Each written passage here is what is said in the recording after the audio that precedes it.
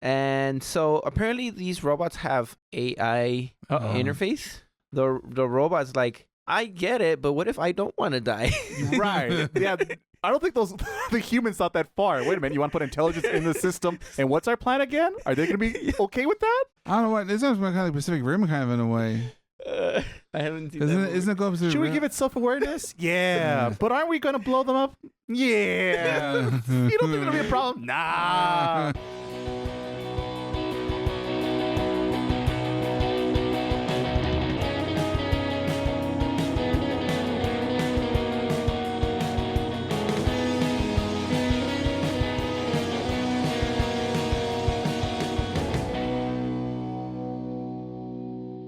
What's up, people? Welcome to Taku Otaku, SoCal's bi-weekly anime and pop culture podcast. I'm your host, Ray, aka Sourdough Shonen. And today, ladies and gentlemen, it is our big spring spectacular episode of the podcast because today we'll be checking out 9 brand new anime shows of spring season 2026 edition just for you today. So if you're a little late to the party checking out what's happening on the anime scene, we've got you covered on this episode of the podcast. So by golly, you've come to the right place if you're an anime otaku nerd. I mean, with a name like Taku Otaku, you like to think this is a safe place for anime fans to come hang out. And thank you so much for checking us out this episode of the podcast. And before I just go on how great I am, which I normally do every time on this podcast, I guess I'll share my other co-stars of this very podcast. And let's start with my brother Miles. Brother, how you doing? Okay, just go out to a rolling start there, huh?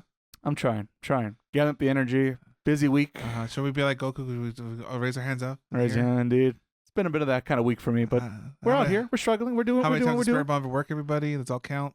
Oh, once? It worked. That's all it needs to work one time. Out of how many tries?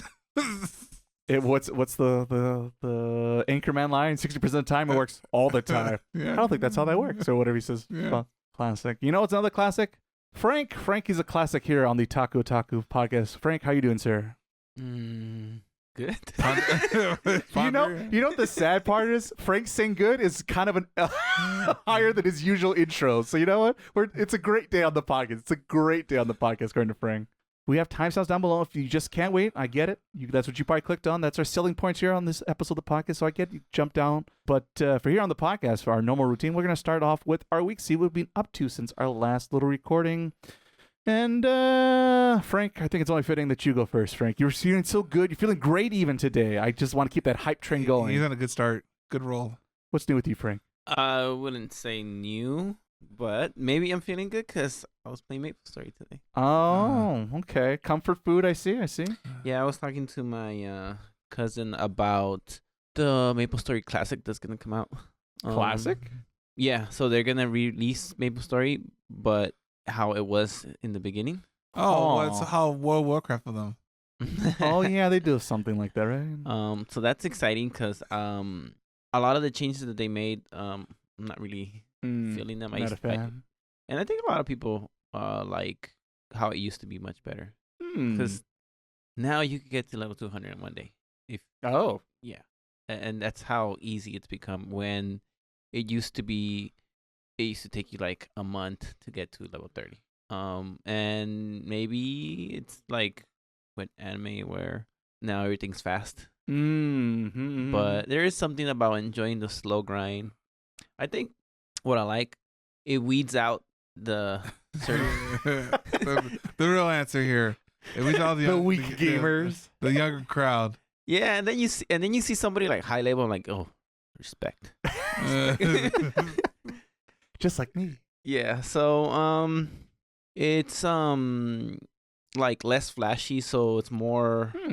Right now, it doesn't matter who you pick. It's kind of the same play style because everybody has a multi-monster hit attack. Everybody, so it's almost like every job is able to do everything. Where it used to be, you're an archer, close combat, you're gonna suck.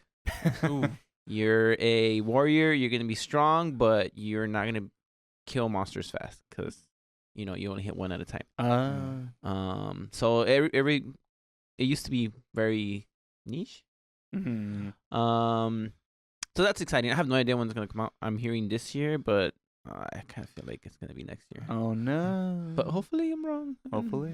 So anyways, I started playing this new class that's sort of like a samurai. pretty cool. But I don't know. Not Since the it's list. new, it's very flashy, and Oh. I don't know. It's not like the good old days, eh? No, it's because I like to be able to see what I'm doing, and when it's so flashy, I'm like, well, what's going on? Oh, too much is happening. Yeah, so Oh. and I'm also feeling like I'm not loving the playstyle, so I think I might die a lot at the higher levels. I'm thinking I'm just gonna go back to a character that I have, but I'll keep playing it. Cool. Other than that, watched a bunch of the homework. Still haven't watched the John Wick movies. Wait, not a single one? I did not mention that. John Wick? Because I was supposed to watch them all. Oh. That was my plan to watch all of them like this last week or two. Oh. I only got into one. Okay, well, that's the good one. I've only seen one. That's it. Still probably my favorite one. Well, the Cloud will actually take care of this much more before you a franchise. Wow. For sure. And to be fair, the other movies are still good as well. Well, If you like I'll action. see. I don't want to watch it and be distracted, so that's why I haven't watched it. What else? I started watching Jury Duty. Oh, you dived in, did you, Frank? Yeah. I'm like on episode 5. Okay. Mm. Get in there. I'm gonna watch the other one though. You watched the other one No, already? I'm going to. Oh, you're going to. All right, he's wow, Frank, binge watching out of So here. I'll probably be done with those by the next time. I'll be done. How you liking the jury duty, Frank? It's good. Must be good. You keep watching it. Turn off after episode 1. It's one of those shows that I don't mind like side watching it. You know, it's a Maple Story show. Yeah, that's It was- yeah. It doesn't require full attention technically. Points for Andy. Damn it. So I'm wondering how the new one's gonna be. If it's gonna be the same cast or just completely different. I could tell you if you like, or you want to keep it a surprise for Okay, yourself. tell me. It's a new situation, new people, Okay, but same concept. Makes more sense. Still not the Octopath Traveler, Still on that 0. but I don't know if I'll finish it. Oh no! No, it's because now I'm wrapped into the Maple. Oh no! Maple's calling me. And Maple's more important than. But you know what I've Traveler. noticed? I've noticed that it hurts my eyes more than Maple. I don't know if I have the settings wrong or what, but Are you playing on your new computer setup, Frank? yeah. Well, then that should be better or equivalent to your Switch 2. Maybe the Switch. I have it closer. I don't know. Could be. I don't know, but All in. I've just remember getting more tired on the Switch. And with that smooth transition, Miles, what you been up to? So the first thing I did is I finished Subnautica. Oh, Yes, yes. that first game. Boy, that game, it can be a little stressful. Onnanoko? Yeah, Subnautica. It's a game. It's an open world game which you're in an alien ocean planet, I guess, and you need to survive your way to get off the planet. You fight sharks, things like of creatures that are Trying to similar, eat but you. trying to eat you, and have to make food and stuff for yourself and survive until you get yourself off the rock. It was okay. You know, I will never play in VR mode. There's a VR mode option. Never would. Now I remember you talking about this. Just never play VR mode because then like a lot of things come and bite you and you go, oh, and your No, health thank you. dies.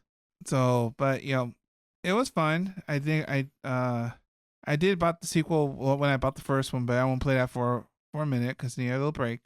Mostly I've been trying to catch up with Star Rail again Oh, because it's time for the new anniversary patches going on right now. So so you get new characters, new things, free pulls.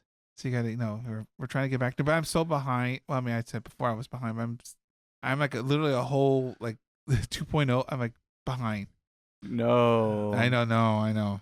That's what I'm still working on, but it's gonna be a minute. So we'll see how long it takes me to get through that one. And then, like Frank, I did the homework. That's most of my week. Yay.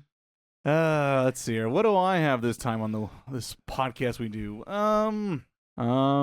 Let's start off with probably the biggest thing. What I won't get into any spoiler talks in case people hear the name like, I want to zip on out of this part of the podcast. But the one thing that me and Miles both watched in the last 2 weeks or so is the live action One Piece season 2 that's over on Netflix. Oh, that's another Maple Story show. That's would probably not. That's not a bad idea, Frank. Not a bad idea is the way I would describe. It's perfectly fine. maybe it was a little too harsh. I can't help but being like a little stab on everything. If I get the opportunity, I'm like, ooh, stab. But it's good. Here's the thing. Dub. Actually think, don't they have the anime voice actors dubbing over the English? I think so. I think that's a thing. I haven't seen that version. That one might be better in dubbed. Could be. Japanese dubbed. Japanese dubbed. Sounds weird. Whoa. It happens both ways. But yes, the live action version. Season 1, not bad. It introduces the main Straw Hat crew. And gets, pretty much they're heading to now the Grand Line, which is where season 2 starts up, that is. Yeah. And that's where we're at. And they get as far as they are heading to Alabasta. If you know what that means and this and that. And so that's how far they get in season 2. And they introduce Chopper. You know Chopper, he's there in his CG form.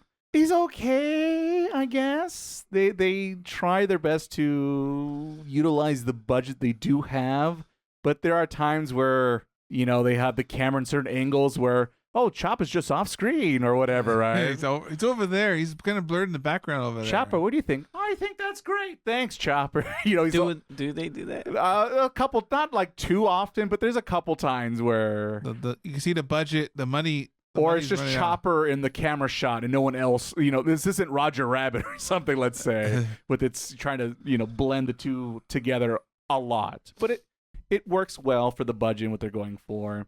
And yeah, I still overall enjoyed season 2. I think it does the best they could do trying to adapt the One Piece universe into live action, because it's a lot of anime nonsense, and they still keep selling the world pretty well, I think, in live action form, because you meet the giants, which is hysterical if you're an anime watcher, of to be like, oh yeah, this is where we met these guys.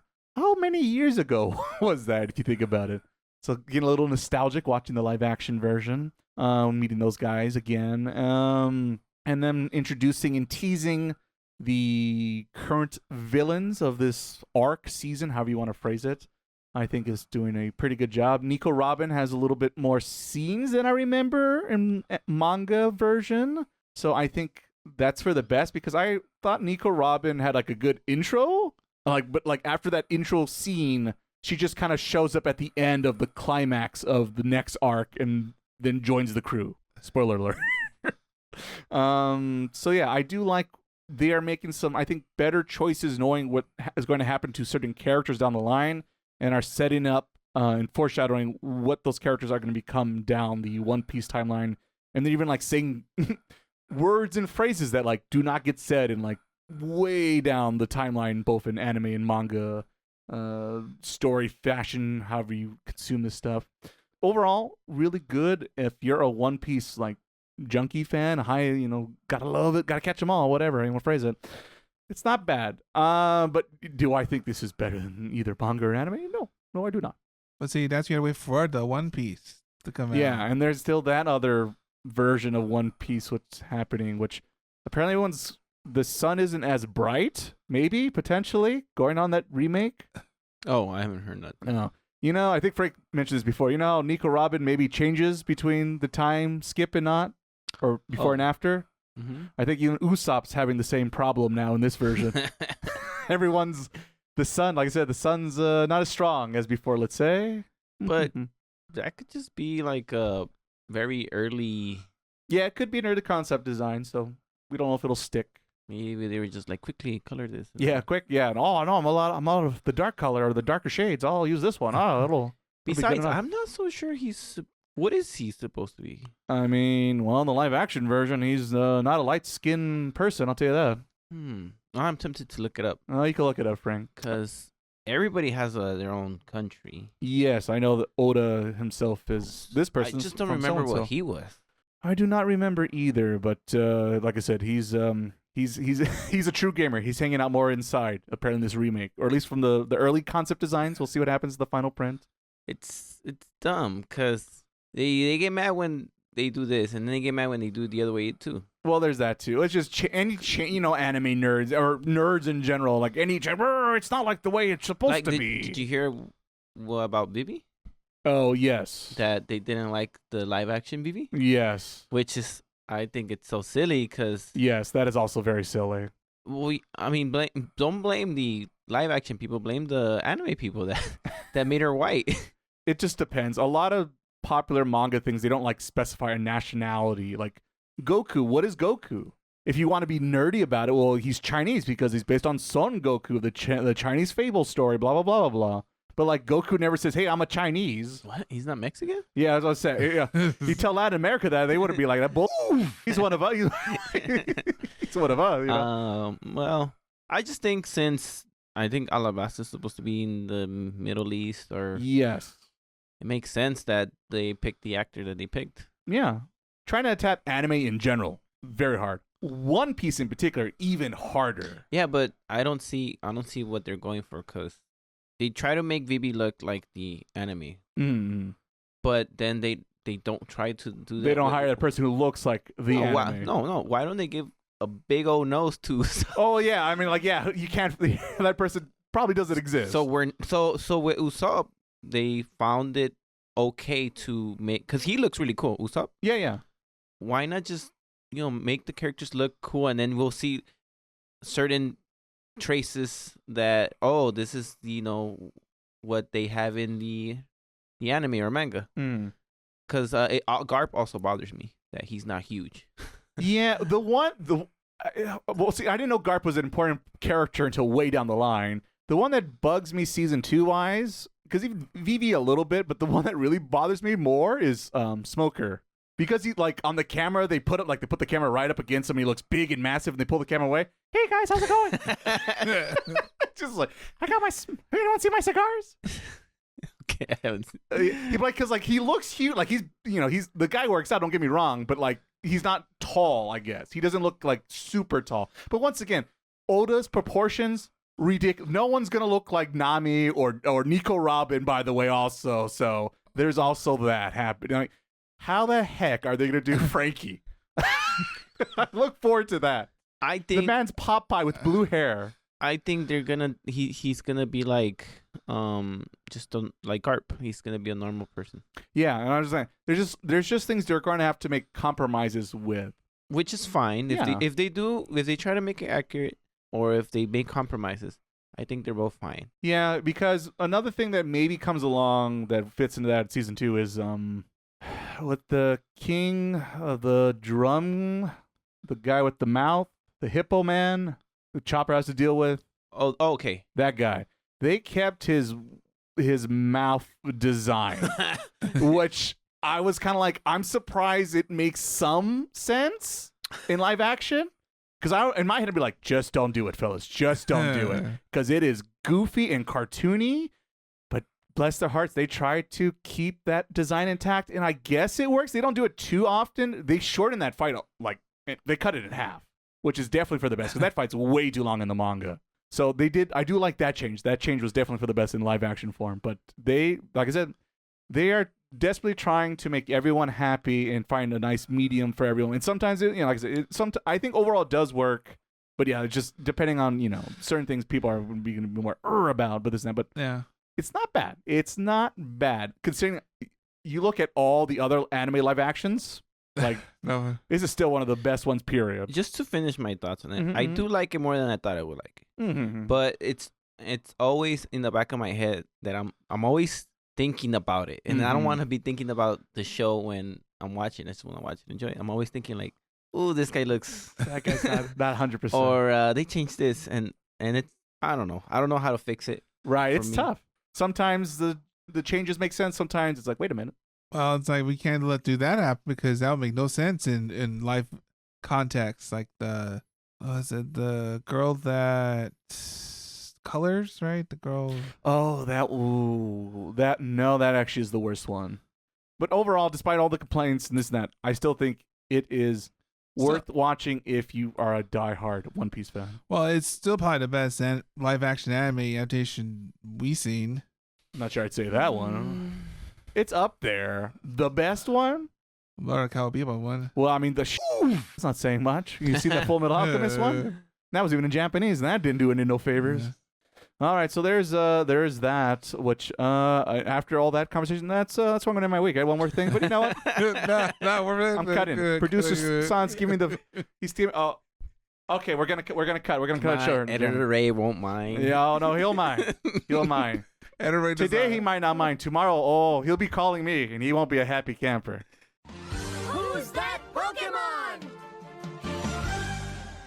Oh boy, that Ray sure has some interesting thoughts, doesn't he, Commercial Miles? Well, you know, that's Ray. He's always has his his hot takes are different from the world. Yep, he sure does. But you know what, Commercial Miles? What if people are real masochists and just want more pain in their life? Where else could people find the Taku podcast? Well, you always check our website at www.takuotaku.com or at your favorite podcast listener. What? Like YouTube, Apple Podcasts, the various podcast catchers out there, and even Spotify? Oh, yeah, Spotify. Our numbers are really doing very well there. I love Spotify because I love giving out $10 a month without even thinking about it ever again. It's Pikachu! Pikachu! And we're going to move here on the podcast and talk about our main topic of the week, which is our preview of spring 2026. So once again, if this is your first time joining the podcast, seeing what we do here, this is what we normally do. Each of our co-hosts pick 3 shows, and out of those 3 shows, 1 show will get an ultimate pass and review down the line at the end of the season, which we'll all talk about here and have whole spoiler talk here on the podcast. But before that, we're going to give you a sample, so if hopefully there's something at least that wasn't on your radar, will now be on your radar thanks to our little preview episode. So, gentlemen, let's go. Let's see, who should I go for? We'll go the order we started our weeks with, and let's start with Frank. Frank, tell us. Yes, what do you want to know? I want to know. Tell me, Frank. Tell me what your let's cut to the chase. Save editor Ray, all the editing. Tell me what your winner is, and let's wrap it up on the podcast. But no. Winner is? No spoilers. This is the One Piece live action. We're not spoiling anything just yet, but we're slowly teasing what's to come. Tell us your very first anime of the season. I'm going to go in the order that I watched them. Okay. So, what the heck is the name of this one? It's because I kind of know that one. I kind of know the name, but it's just a weird name. The headcanon name. It's Witch Hat Atelier, something like that. That's the first one I checked out. So first thing I noticed is that I like the animation. It's really beautiful for my novice eyes. Mm-hmm. The ending is cool too, according to my notes. Current Frank doesn't remember. Current me. So it's about, let's just say, if Fullmetal Alchemist and Harry Potter had a baby. Okay. Only because I feel the powers are like Fullmetal Alchemist. It had nothing to do with the story. And it's kind of a secret in the first episode. But the way the powers work is that you have to draw, spell you want to do. Okay. And so that kind of reminds me of Fullmetal Alchemist, how sometimes they had it drawn into their clothes or something, and that's how they did their thing. Mm-hmm. The main character is this girl. Her name is Coco, if I'm not mistaken. And she's interested in magic. And she lives in this, what seems to be a small town. And she works for her mom. And I think her mom's makes, like, clothes, crafts, some sort of... She works with her hands. I think one day this Pegasus cart? I don't know. Comes flying by. And I guess it was a witch. I don't know if boy witches are witches. Or if they're a different name. The intended are warlocks, I think, technically. Depends on the world, I guess. Anyways, this magical vehicle breaks, and this witch, who, in my opinion, is and I think I wrote that, the son of Gojo and Kakashi. Because I feel like that's whoever drew him was like, I like Gojo and Kakashi. Let's make one. White hair, maybe. Some mask. Yes, a mask. Basically, it's Gojo with a mask. Okay, got it. The cart breaks, and they ask if anybody can fix it, and he can fix it. But he pretty much tells them, I'll fix it, but nobody can see me fix it. So he does his thing, and the girl, Coco, because she's really interested in magic, she kind of sneaks on top of the house and watches him work. And then she sees that he's drawing. So he's like, oh, so that's how magic is done. And to get a bit into the lore, the reason that they don't want people to see that is because anybody can do magic, and it's just the drawings. But they don't want that everybody to know that because way back in the past, everybody was just abusing the power and making evil spells and stuff like that. So that's why the good witches prevailed, and they're keeping it into a tight circle because it can get out of control. Makes sense. So now that she sees that, they were gonna erase her memory. Oh, but she before she gets caught, she starts drawing spells, and apparently some guy gave her a spell book, and I guess she has good memory because she was doing all those. And she did a forbidden spell, and kind of like to me it looks like ice, but they were saying they're petrified. So she accidentally petrified her whole house and her mom inside it, and so she begs him to not erase the memory, that she wants to save her mom. So that's what the story is about, her trying to figure out how to save her mom. And they're looking for the person that gave her that book, because that person apparently is the bad guy. And so a little more darker than I thought it was going to be right here. Voldemort hanging out here. So that's episode 1. Is he green? Is he wearing green clothes? No, apparently the evil people are because they all have hats, but the good people have the dumb looking hats that are like they look like big gold dorks. So I think episode 2, she goes and lives with him and the other 3 of his students, and one of the students doesn't really like her because she didn't really earn her spot in being there. She's just a girl that he felt sorry for, which he did, but he says that he keeps her around because she has valuable information on the guy that he's looking for. So he wants to keep her around. Yeah, I mean, he kind of likes her, but he said he would have preferred to erase it, but now that it's like, you know what, there's a connection. So the higher ups decided that, okay, you know, let's keep her around. So the girl that doesn't like her kind of told her, oh, you know, if you don't pass the test, you're gonna have to leave. So she sends her out to the testing area, and which she shouldn't have done because it was dangerous and she was not ready. Did you put your name in the pot? And then she kind of figures out her own way to pass, which was cool. I think that's the interesting thing about the show, is that she's not the best. So, because you kind of get a, I don't like it when they're too strong, but at the same time, they have to have something that makes them unique. And I think what for her thing, it's going to be that she's good with her hands. So she's good at crafting stuff. And so she scrapes on by, passes. The teacher kind of got mad at the other girl, which I don't think she's a bad girl. I kind of like that, because usually they put a girl that hates her, but she's just strict and So the third episode, they go into town and they try to get a wand for her, and then the guy that gave her the book shows up. Evil Michael Jackson. It shows up right there. There he is. Did she sniff him? She saw him through a window, and then so she chases after. Through a window? Yeah, he was just watching. Eat your heart out, Tanjiro. So she runs after him, and they end up in like another dimension. Not another dimension. I don't want to say another dimension, but Infinity Castle. Through a portal, and it's just like a completely different. It's like they teleported to a different area. And there's a dragon in there. That's pretty much. I'm almost into episode 4 now. They are fighting the dragon, which I don't think they can beat. So right now they're just running away. Yeah, I'm kind of hoping they don't beat the dragon. Cause I'm like, you guys are weak. I agree. So hopefully Kagojo shows up. Kagojo.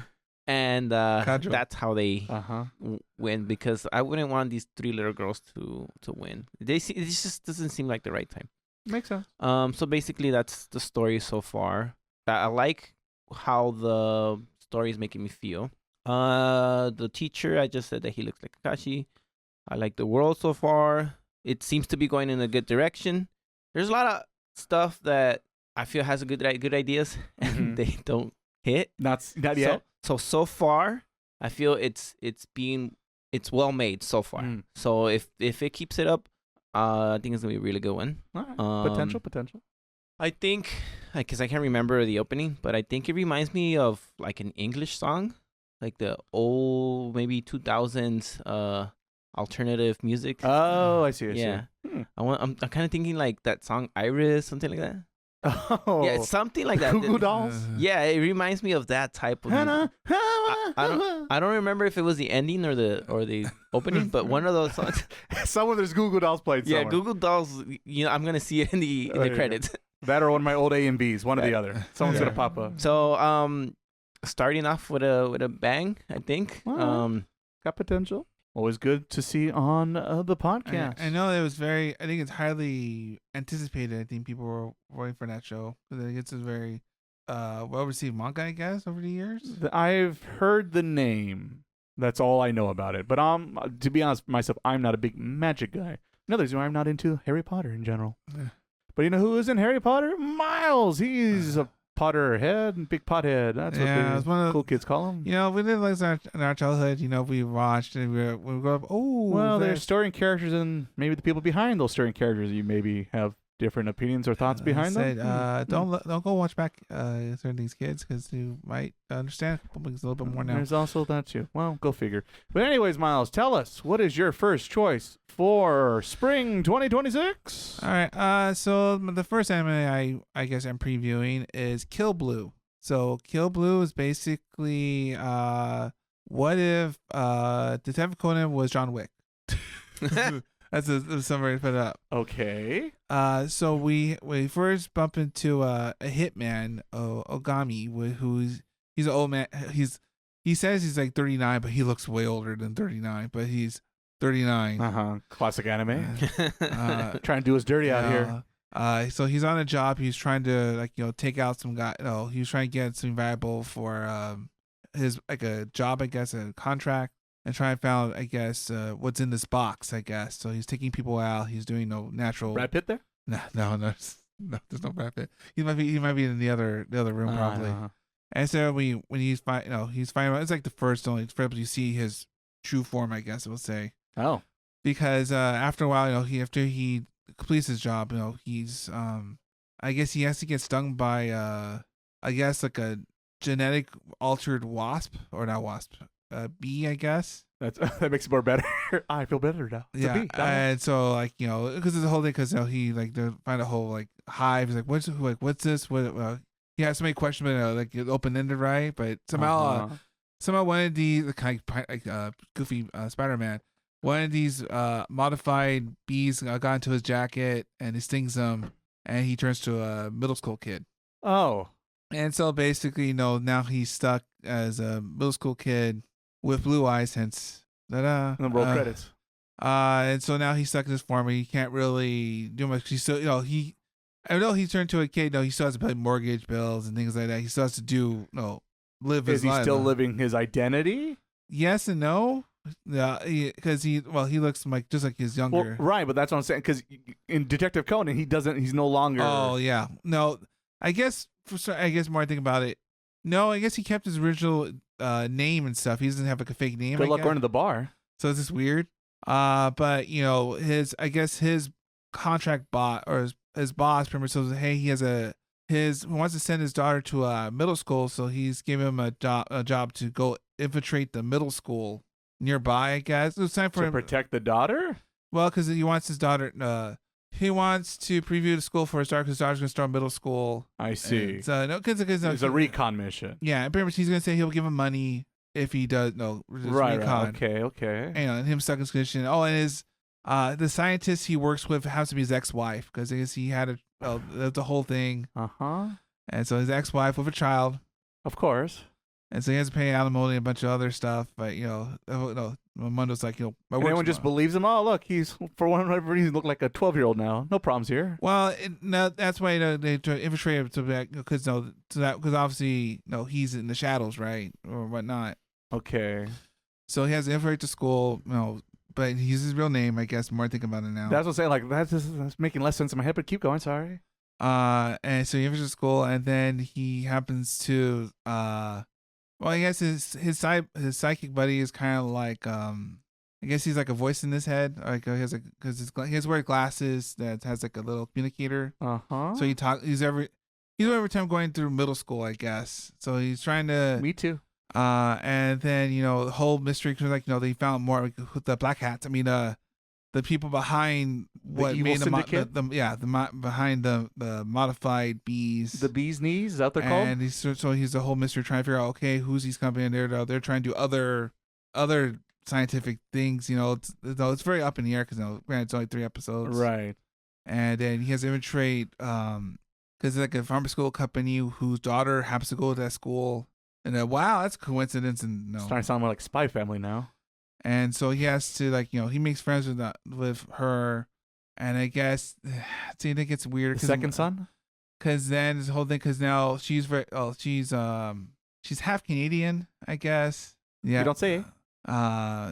So and then all the boys, everyone wants to marry, because whoever marries her, I guess gets free healthcare. Well, she becomes part. I guess he inherits her father's company, who happens to be the company that which. Is making the bees, I guess. Oh, those the Canadians, all that. That's what happens with all that healthcare. So he's, I guess, kind of going out with her, but not going out with her. It's a whole weird, convoluted thing about I only want to throw up a little bit of mouth. But no, he a 4-year-old trying to hang out with the middle schooler. And the problem is the writers trying to say, well, but it's not. He's obviously not trying to do that right. Not this is really is Sanda. But you go but you run it here, so you're very sure the author's I could get away with this. There you go. And how can I get away with my creepy tendencies? And they go I don't think this is it. And that's the hard part, because I'm trying to ignore it. It's like the elephant in the room, right? You're trying. I thought we were trying to kill people as a little kid running around. I'm like, okay. Well, see, then that's the thing. When he's they justify all the action and blood, and then also maybe a little bit of this. He doesn't kill people when he's a kid. That'd be too much. He takes them out with rubber bullets, or he has other assassin tricks, I guess. Or because it's reflexes, or something. I don't know how to really describe it. It's supposed to be very action packed, even though it's not Sakamoto days. But because the show, it's going, but he's also never really been to middle school when he was old, because I guess too busy killing. I guess he adopted by, I guess, the boss crime family when he was young, so he never went to middle school, so he's enjoying middle school studying because he never learned about that. It's a tough sell. It's a show and jump thing. It's a show and jump title, because there's a bunch of them this season. Yeah, there are. I mean, they usually are, but even more so, surprisingly. So I mean, so it does. So it sounds like it's getting a pass for Miles. Always keeping suspense here on the podcast, aren't you, Miles? Well, it's up in the air because obviously the forward might be more action packed, but it's hard because there's not really much action going on other than him going to school. So it's kind of weird. A lot of action. It's gone about you. Yeah. The school hour too. That was tough. It was tough school. You have to figure about algebra and fractions. Hey man, you try to do that. That shit's hard. Yeah, but it's just weird seeing. The thing is, since he's an old person and a young body, he has a lot of the old person is man, these kids these days are just right. He just rants and raves in his head. Yeah, about society and how kids are, da da da da. But he has to be in them in order to blend in. I guess that's the whole premise. Yeah, so that's pretty much that show in the detail, I guess. That was a lot of shows. You sound like we went through there, Miles. A lot of different concepts. We'll see. I guess we'll see if it passes. I don't know. It depends what our other choices are for the Miles selection this season. I don't know if I should be cheering or not for this show just yet. You have to stay tuned and find out. But for everyone else that is dying to know what I've been up to for this very season, why don't I tell you quickly? Basically, sometimes I have a theme for these preview episodes of the podcast. Sometimes it's just random or what I go for feel like. I go for choices. But this time I had a theme because it is springtime, and in Japan, spring is the beginning of a new semester, a new year of hopes and high dreams. School and hopes and dreams. And so I figured, why not dive into the high school dramas, comedies that is in every single season of every single anime forever. It seems since the dawn of time. No isekais. So yeah, no isekais this time around for me. So there's a little bit of spoiler taste. What high school shenanigans we get to now, I guess. So my first anime choice for this season is a little show with another crazy long name, because that's how anime be, called I Made Friends with the Second Prettiest Girl in My Class. And this story focuses on a high schooler named Maki Mahara, something like that, MM. And he is your relatively typical loner, geeky, pop culture nerdy guy who is it starts off his very beginning of the high school career, and he was kind of hoping making a splash is a typical theme for these high school animes, but doesn't really go the way he was hoping, didn't make any friends or this, that, and he's still pretty much the same loner he was in middle school, but he's just kind of like, well, whatever, I'm kind of used to it, and this and this and that. The one thing he tells everyone in the class, because, they have the whole class introduction, he tells like, oh, well, I enjoy playing video games and watching like B-rated movies, the bad horror movies, the movies that are, so bad they become good, if you will, right? So off-ball, a bit of a film snob, let's say. And this is what we know of him. And the teases we see early on is indeed the character that's implied with his name. The second prettiest girl in the class named Umi Asanag something. Umi is her name, let's say. And she kind of has like a bit of like, ooh, when she hears what he likes to do on the weekend. And sure enough, these two meet for the first time outside the classroom when he checks out his local Blockbuster to check out what the next horror movie in the franchise he wants to watch and pop up some fresh popcorn. And sure enough, she's there waiting. But the interesting thing is it's been like maybe a month since his introduction. And so she was kind of waiting for this opportunity, I guess, kind of, because she never talks to him in classes then. So kind of a weird time gap, but this is the timeline. But anyway, so she finally bumps and they have a kind of conversation like, oh, you like this movie? And like, oh, yeah, me too. Oh, you like that? Me too. And sure enough, these guys kind of hit it off with their commonality of playing games and watching movies. And sure enough, it becomes his like first real high school friendship. And they start hanging out on the weekends, but usually it's always at his place because in true anime fashion, he only has his mom. Dad is either dead or living in America. We don't know yet. Traveling overseas. Stay tuned to episode 4. But because of that, he has this house to himself, the apartment to himself half the time. And so on Saturdays, they come hang out and play games and watch movies and pretty typical, normal friendship stuff for the most part, right? Yeah. But like I said, it's a bit of a secret hush-hush. So when they're at school, they don't talk to each other. They don't know each other because it's kind of implied. They don't really go into it, but the idea is like, oh, it might be awkward or weird if we start hanging out at school and no one wants to draw attention. True Japanese culture fashion, right? Yes.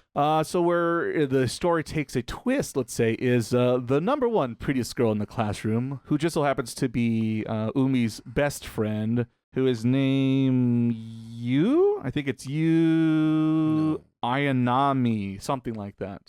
And she has blonde hair because I guess her grandmother was a foreigner, and genes and genetics, and I gotta love that. How that. So that's that's not an anime hairstyle. It's natural. That's the thing always with anime hair colors. Like, is that supposed to be that color? Or they dye it? What's the deal? So everyone else's hair color is normal, I guess. For the most part, minus her. Second girl, Umi's blue hair, which is also not normal. Okay, see, that's the problem. And that's what I'm saying. We start getting nationalities and anime designs. Anyway, the point is, blue is Middle Eastern in One Piece. Yeah, exactly. This is true.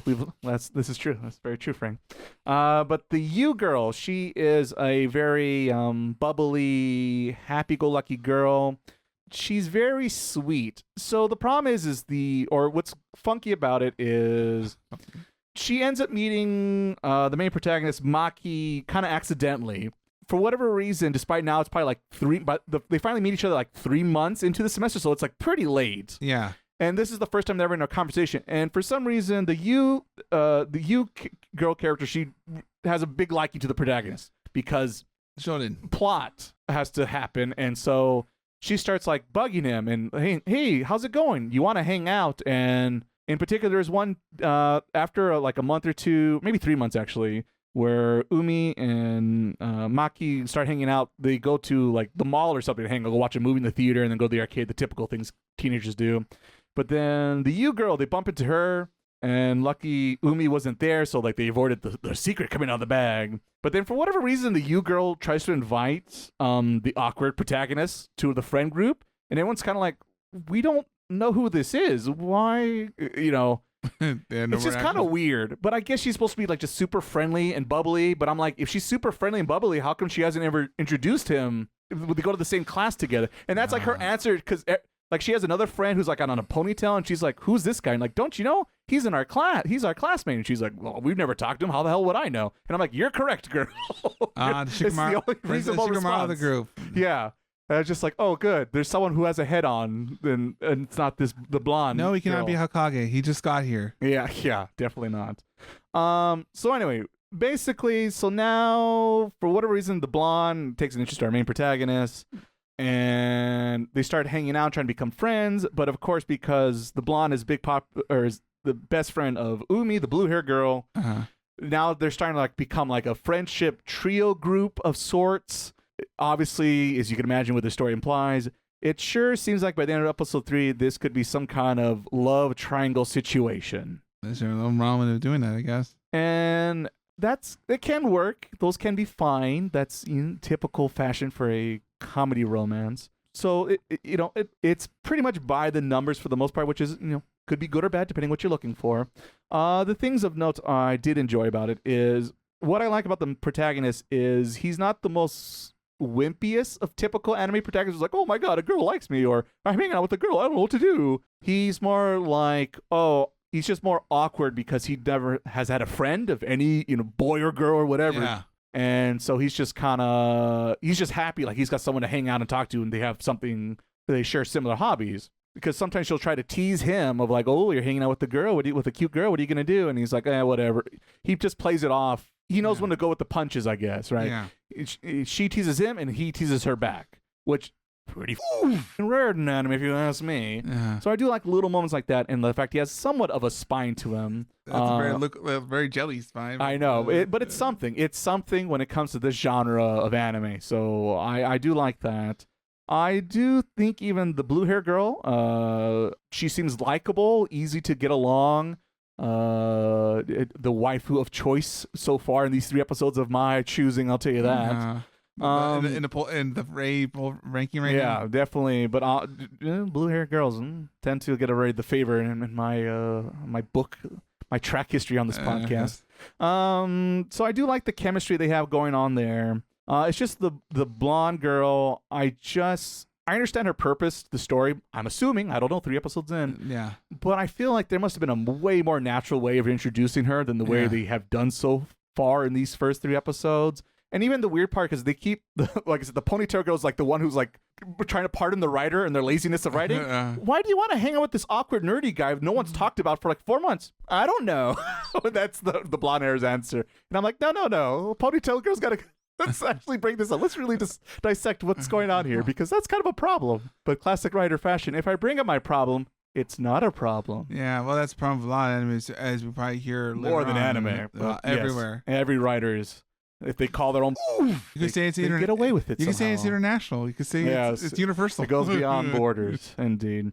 But yeah, I think it has potential. It does a little bit more for the typical love triangle situation. I do like the fact they're hanging out. They're playing the PS5 these days. These hip kids, and you do get to see at least the moms on both of our main 2 leads. So at least moms exist. Dodge that bullet, maybe literally. So yeah, it has some potential. If like I said, this is your genre of choice, I think it has potential to deliver the goods you would expect from an anime with this premise. So let's see. We'll see if it'll beat its competition this season of my high school spring shenanigans. High school spring fest? Indeed. Alrighty, gentlemen. Now it's time for our second round of picks for this spring season. Frank, what do we got this time? The next one I watched is called Snowball Earth. All right. So it's about this world where I believe it seems a bit more in the future than us. Or at least they have better technology. They got the better iPads. It's a little bit like, kind of want to say Ava. Kind of want to say Kaiju number 8. Oh no! Now you get me less excited. Where they keep getting attacked by big monsters. Oh, okay. In this particular anime, they call them space kaiju. So I guess they come. All right. I guess they're coming from outer space. All right. That makes sense. So, the world is trying to figure out a way to fight them back, and this particular group is making robots. And the problem is that or at least what I think is the problem. I don't know if I interpret things wrong. Is that they have the robots, but they don't have good pilots. Oh. And then Shinji? And they get like 14-year-old kids. This is kind of why it reminds me of Evangelion. That makes sense. So the main character's dad is a scientist. Okay. That makes the robots. Checks out. And for whatever reason, I have no idea, they don't show this character's eyes, which I found very weird. Like, he's facing you, you see him, and it's just blacked out, like, his eyes. It's almost like we're watching a memory of somebody, and they can't remember their eyes. Can't remember the entire face. Huh. Which is very weird. Like, because you see everything else. But like, not the eyes. Like, they draw the eyes. I'm like, I know your face. I just haven't seen your eyes. Like, I don't. It's like All Might. Yeah, that is a weird choice. That is very weird. Because like you said, you either just cover the whole face or a silhouette, like One Piece style or something. Yeah. So I'm wondering, like, why? Right. Are they just trying to signal mystery. this character's important, or? He's got the string gun. So I don't know. I thought that was weird. Anyways, he created this robot, and the goal is for this robot to head to the monsters and self-destruct. Gonna run out of robots that way. Yeah. And so apparently these robots have AI interface. Oh, so no. The robot's like, I get it, but what if I don't want to die? Right. Yeah. I don't think the humans thought that far. Wait a minute. You want to put intelligence in the system? And what's our plan again? Are they going to be okay with that? It's just like stupid. But all right. Sorry. I can't get over that. I don't know what. This sounds kind of like Pacific Rim kind of in a way. I haven't seen Isn't that. it go Pacific Should we Rim? give it self-awareness? Yeah. But aren't we going to blow them up? Yeah. You don't think it'll be a problem? Nah. And that's kind of how they talk. It does have like a light feeling to the. Oh, okay. It's not too serious. Okay, that would probably maybe help. Ow. So the main character, which is a kid at this point, he doesn't really have friends. So for some reason he was near, and he overheard this, and he kind of said, "You know what? I don't want the robot to die." He sneaks in, and now the a kaiju attacks, and they're like, "Well, let's send the robot." There you go. And then the dad's kind of like, I don't want to say arrogant, but he's like, "Ha ha ha! Let's try out my new project." Right. Sending the and then robots. somebody tells him like, "Hey, your son snuck in there." Like, oh shit. Uh-oh. Just turns to the camera. Uh-oh. And then he goes, it doesn't matter. I guess they made a point to tell us that only geniuses can pilot it. And he, well, surprise, the kid can pilot it. Mobile Suit Gundam much? Yeah, is he a new type or what's going on? Spoilers. So he ends up beating the monster, and then like a bunch of years pass by, and he's now known as the hero. And he does very well. I don't the name. So now we skip to, I don't know how many years in the future, but he looks considerably older. So I would say he looked like he was maybe 16, possibly 18. Oh, okay. That was like a lot older. I was like 25, 30. like No, it's because he looks like a kid in elementary. Now he's, if not after high school, in high school. Okay. So now they're in a mission, and in outer space, apparently there's bunch of monsters. And the plan is for the main guy to distract the monsters, and then they're gonna shoot a big laser with the fleet. All right. Something like that. So everything's going well. As the plan is going on, the power shuts off on the ship, and all of the people get killed. Uh-oh. And so it's pretty brutal considering how lighthearted it was, and then suddenly like yeah, that's a 180. Because I'm thinking he's gonna turn around, save them, right, and then but no, they died. So that was kind of crazy because first the power went out, and then like the shields go out, and then they just get like killed so fast. The AI robot tells the kid, well, at least you save yourself, and I'll finally self-destruct. So he doesn't want to, but the robot does what he wants. Because robot be roboting. He ejects him, and he blows up, and then he gets to Earth on an escape pod. Mm-hmm. That was pretty sad, but I was thinking like, is episode 1? his episode 1. Oh wow! And it actually ends with him waking up, and he gets out of his ship, and he sees a whole bunch of people cheering for him, and that he's a hero and they love him. But he's dreaming. He's dreaming? He's dreaming that. Oh, dreaming. He's dreaming. And then he actually wakes up, and then the whole world is covered in snow. Ah. And apparently it's been like 8 to 10 years. So I don't know how far they went, that it took him 8 years to get back. Time travel. Space is far. Episode 2, he gets out. He's trying to figure out what happened. Why is everything ice? He finds this little tractor. Cranes? It's a vehicle, and it's used for digging. Scooping. Mm-hmm. And that's what he uses to get around. He finds a guy and tries to talk to him. But turns out he's just frozen. Oh. This is a part that's kind of a little, I don't know how to feel about it, but because the robot kind of makes the main character, what is his name? I forgot. Promise him that he's gonna try to make friends.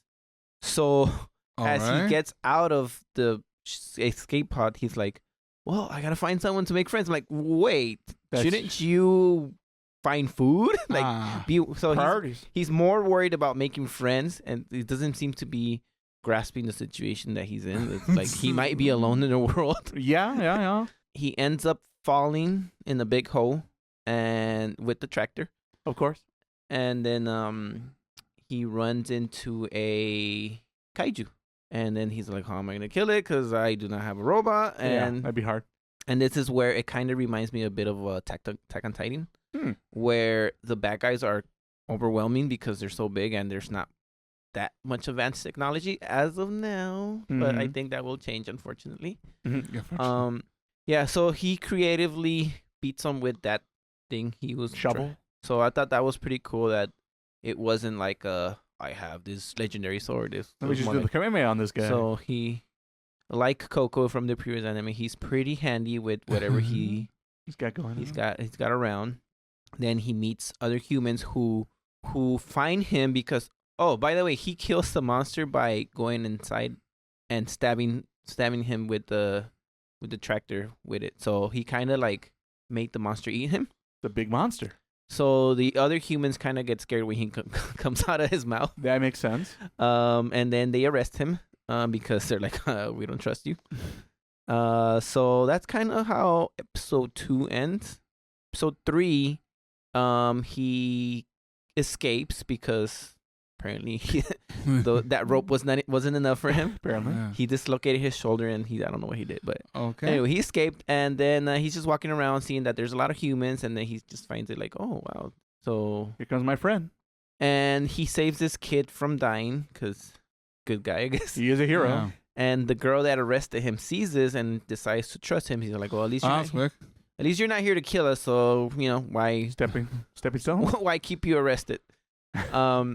And as this happens, an even bigger kaiju shows up and eats the dinosaur that they were, because there's always a bigger fish. Everybody was trying to salvage all the meat from the monster that he killed. Oh, I see. Because that's their food apparently. Kaiju. They're like, this is gonna feed us for a long time. There you go. But the bigger monster eats the dinosaur, and everybody runs away. He ends up fighting it alone, and the robot comes back to life. Oh, that's rather convenient. And saves him, and then he ends up reuniting with the robot. He tells him that he didn't really kill himself. He sent him with the escape pod, and he downloaded himself into the escape pod, and then he blew up. But because it was a lot of data, it took a long time to load. And then he found. Which I was like, okay, you could have told him that, one. That would have been helpful. And then 2, I was like, dang, what kind of makes that whole goodbye less impactful? There's also that. But I'm glad, because I thought it was pretty stupid for him to kill himself when he is like an A. I was thinking, why wouldn't you make a copy? Yeah, I was thinking that too. Anyways, No flash drives in the future. That's where it ends. And then I wrote the opening is so, ending a bit better, upbeat, and then it reminds me of a little bit of Bleach because I think one of the attack they called it Diablo de Polvo. So the names are like Spanish. So yeah, that's Bleach. That's it. All right, well there you go. I guess we'll have to tune in to see if Snowdrop? Snowball Earth. There you go. So we'll see if it could get a clean sweep on snow, pure white, something of the sort. Clever joke here. Meanwhile, Miles, why don't you tell us? Speaking about jokes. Yeah. I was trying to be nice here. Well, I'll let the record show. I was trying to be nice. If I see, I know I gotta go. The damage was first. There you go. Later. There you go. Tell us, what do you have this time around? All right. So my second show I previewed is Gals Can't Be Kind to Otaku, or Otaku, which is probably the more shorter version. Oh, it's the acronym. That's an acronym. The anime nerds have deemed worthy. That's what the show also calls itself, with the little capture or like snafu. It's like little capture cards or whatever. Mm-hmm. So the show's pretty straightforward. It's kind of like the show you previewed earlier. Mm-hmm. I guess I can imagine with the name like that. So there's a kid. His name's Seo. He likes, I guess, it's Pokemon. It's Pokemon, but it's not Pokemon. Not legally. Not legally. Well, it's like Pokemon and Digimon, kind of like a little mix of a little bit here, little a little monsters, there. Maybe even pocket monsters. It's like, oh, okay, a little blend here and there, huh? Okay. Mm-hmm. So he's really into like a kid show, basically. It's like people his age. He's like, no, right. He's older to watch like season 1 of Digimon, maybe frowned upon for a high schooler. Yeah. So he buys the merch. He's like, rabid fan and whatnot. Mm-hmm. So one day at class, he has like a little eraser, right? Has a little character on it. And he actually drops the eraser onto the floor, and then these 2 girls in front of him pick him up, and they're both it's hard to say. They're girls who dress as gals. I don't know if you're familiar with. They just kind of like how Japanese people think American high fashion / Americans. Yeah, so it's. They look at the girl from My Dress Up Darling? Kind of, yeah. Okay. But they're 2 different versions of the same, like they're the same group and they're sub-versions of the same group, I guess makes any sense. Blonde hair or dark skin? Yeah, well, one's a blonde and one's more like a brunette, I guess. Just less dye. Yeah, one's more cares about fashion and looks. One's more like a model type, I guess, and one's more like the gal, your everyday gal. Mm-hmm. You see, it, I guess is where I describe it. So I say, oh, this is yours. It's like, the little kids. And then one of them says, oh, but my little sister likes the show. And so she kind of like describes something that he knows about the show, but no, the other girl's kind of clueless about it. It's not she knows more than she lets on. I got it. But she said, I don't know anything, but there's obviously something there. Yeah. And one of the girls, like, she's like a good listener, I guess, kind of, and it's more kind of like, hearing, because he's very passionate about he's a nerd, right? She's like listen to him, kind of pay attention to him, I guess, something like that. Which one's this one? So that one's Konako. She's the blonde hair girl. Okay. And the other one's Kay. She's more of like the model type one. Okay. Or is it a brunette, I guess. And so they somehow do circumstances like kind of make a little sense. They start talking a little more about. They have a little bit more because they kind of find they use it with Glittermon. That's what it is. They use that as a way, kind of like to make conversation, I guess, each day. Is this the name of the Pokemon? Yeah, it's the Pokemon. Okay. You never said that name until this second. So I'm like, is this an app or what is this? And so every day they talk about conversation. Like, do you see those episodes, something like that? And they one's listening more, like listening to conversation, not really paying, following along, but one's like really into it because she saw it too. It's a whole. They make conversation about it, right? Okay, yeah. So they become fast friends, kind of like 3 or 4 days of doing this, I guess. Mm-hmm. And so they start hanging out more often. And and he's obviously he's not used to talking to girls, right? But he's not totally like, oh my god, no, he's not folding like a wet paper bag. Yeah. But certain situations, as normal, you would like this is too much for me or something like that. Right. But he's more of a nerd, really, rather than being observant of how the girls are, I guess. Right. And so they hang out. They go like to Animate. Animate's the store, the actual store. And they buy merch, and they Can they sponsor? They talk a little bit more, and they kind of like Like, you get like a little sense like, oh, these girls like on the surface level, like this is how the girls are, I guess, in a way, the personality wise. But then like around like the middle of season 2, episode 2, you see more of the girls like, for example, Kodako, even though she seems very poppy and kind of like outgoing, thing like that, she's very good at studies. She aced most of her tests. Okay, so that's the joke. She doesn't look she's smart, but she actually is. Yeah, it's because she's like number one in class. She takes her studies seriously. Mm-hmm. While the other one, Kay, she says she's more like stylish, things like that. But she only drinks mostly water. If someone has to feed her, she kind of like she gets really into, like he does, talk nerdy stuff. But no, and I guess we started a little bit at Kodako's more trying like likes him off the bat, kind of, in a way, while like Hayes and like they're kind of not sure exactly what this is, right? But they all hang out together, so they try to do things together, and then more because they're best friends. There's no real like battle lions or something like there's no real sense classroom drama of sorts, political games at high school level. Most of the time they hang out outside the classroom, I guess. That's the best way to put it. When they do like other activities and things like that.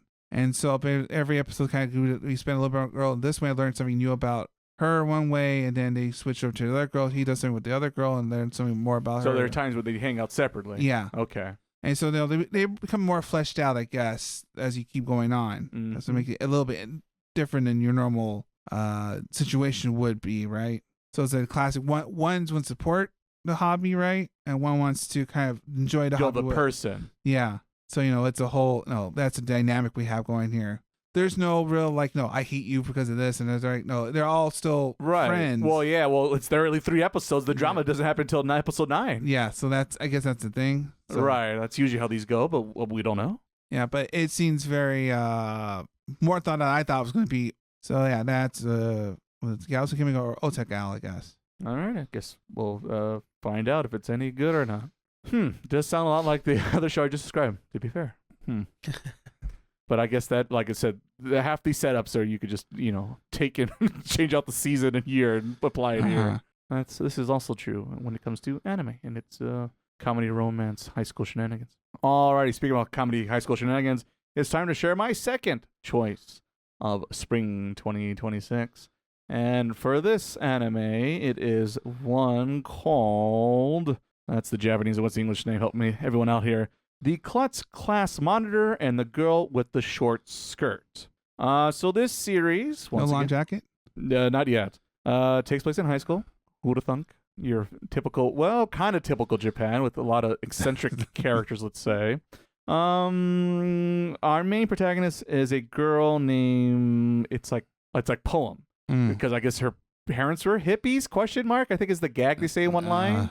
And she's kind of shy about everyone knowing her by calling her by her first name. So often most people call her by her last name, which is typical Japanese fare to be honest.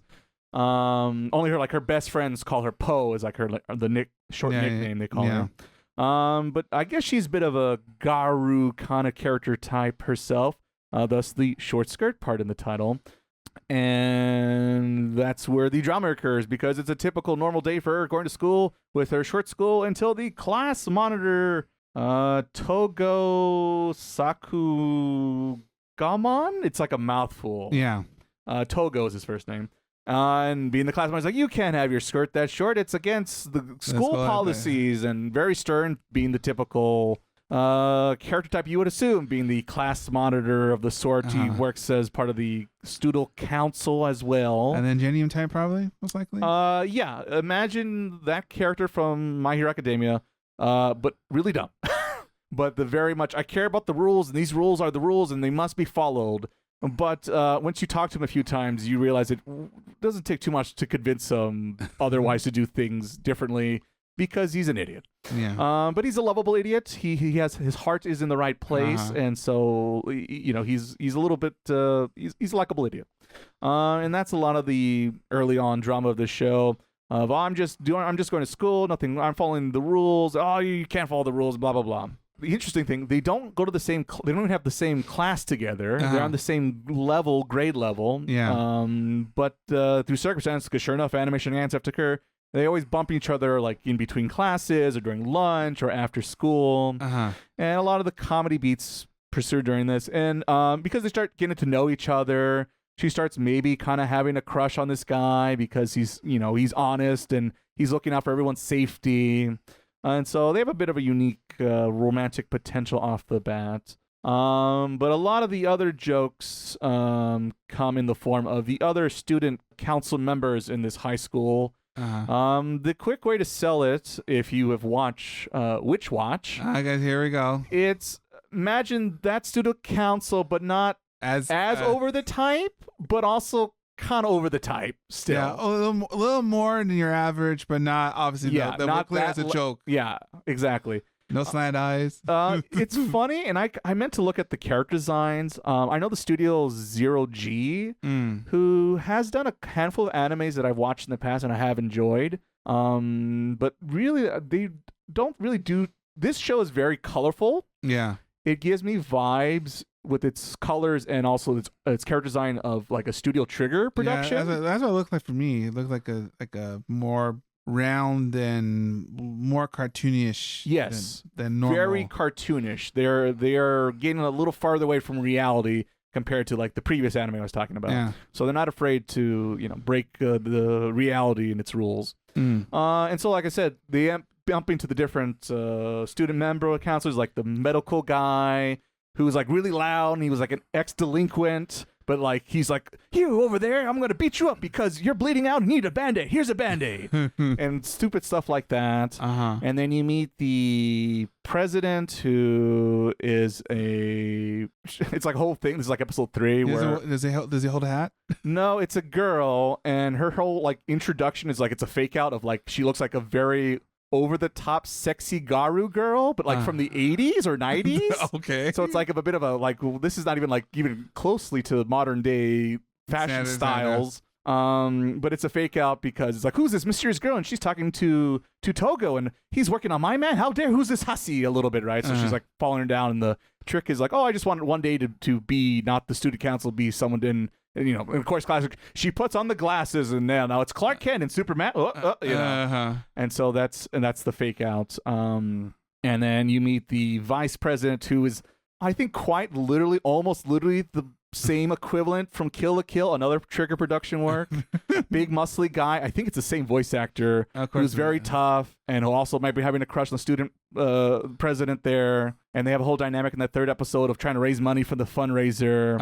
And that's what you get basically in the show. We have our 2 main leads, but they share a lot of the screen time with the other student council members and their shenanigans and what they're up to. And it's always a lot of stupid stuff happening around the campus. And every so often they have a little bit of a more normal situation, usually involving like them to know each other, because it turns out they live next to each other pretty close. Of course. Which is like the joke, right? But there's a good reasoning why they've never met each other, despite they went to like the same high school / middle school, or no, they went to different middle schools, but they never met each other. Right. So I thought that was funny. It's like, oh, that's surprising. The writer actually thought of a reason of why that would not happen until now, and that way we still have our anime shenanigans and there's reason behind it. So there's some thought behind the writing also. And like I said, they shared a lot of screen time, which I do enjoy. You get to understand these characters a little bit more, kind of like Polar Opposites, not very deep, but there's a little bit more deep for these comedy gag characters, which I do enjoy.